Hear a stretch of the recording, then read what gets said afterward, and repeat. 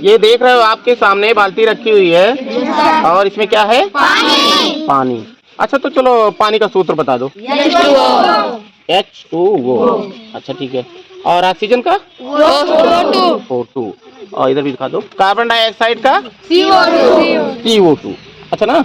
अच्छा जब हम सांस लेते हैं तो कौन सी गैस लेते हैं? ऑक्सीजन का सूत्र क्या है? O2। अच्छा चलो कोई बात नहीं, आते हैं मुद्दे पर। यहाँ पर बाल्टी में पानी है। अब क्या करेंगे, इसमें कुछ चीजें हम डालेंगे, देखिए ध्यान से। और क्या होता है, ये क्या है? सिक्का, पैसा। इसमें हमने डाला, कहाँ गया? डूब गया। डूब गया। ये क्या है? पत्थर। अब इसको डाला जाता है, क्या हो गया? डूब गया। ठीक है।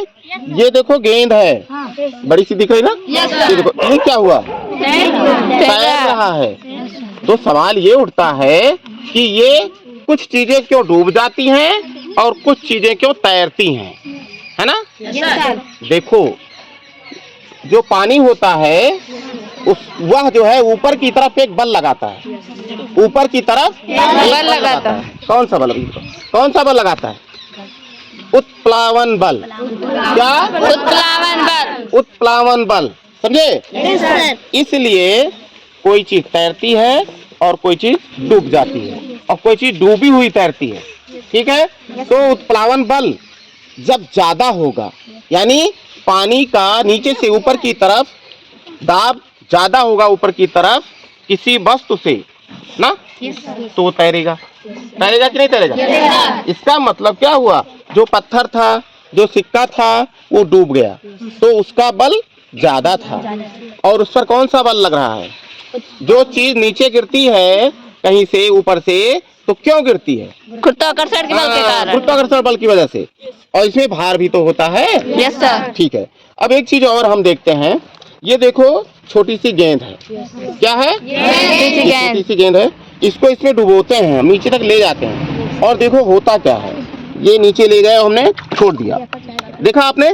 देखो दोबारा देखो, ये हम यहाँ ले गए और छोड़ दिए। ये लगभग इतना उछला। कितना उछला? इतना उछला। अब इसको निकाल देते हैं।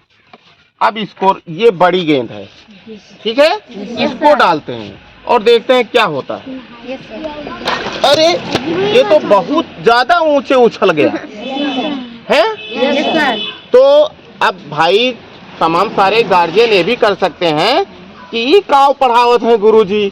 तो ये गुरुजी भाई, विज्ञान ऐसी चीज है कि हर जगह है। तो हमें सारी चीजें सीखनी चाहिए, जिसको कहते हैं पाठ्य सहगामी क्रियाएं।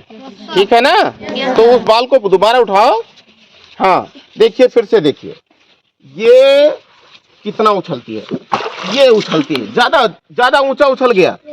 और ये छोटा है तो कम उछला। कम उछला ना? अच्छा अब ध्यान दीजिए क्यों ऐसा होता है। देखो ये छोटी गेंद है, जब इसको हम डुबोते हैं तो ये इतनी दूरी पर तो काव लगी? उत्प्लावन बल। इतनी ही दूरी पर तो उत्प्लावन बल लगेगा। तो क्या करेगा वो? कम ऊंचाई पर जाएगा। लेकिन जब हम ये बड़ी बॉल लेते हैं तो बड़े जगह में जाएगा, इस पे उत्प्लावन बल ज्यादा लगेगा, इसलिए ज्यादा उछलता है। क्या होता है? ज्यादा उछलता है। तो समझे ज्यादा क्यों उछलता है?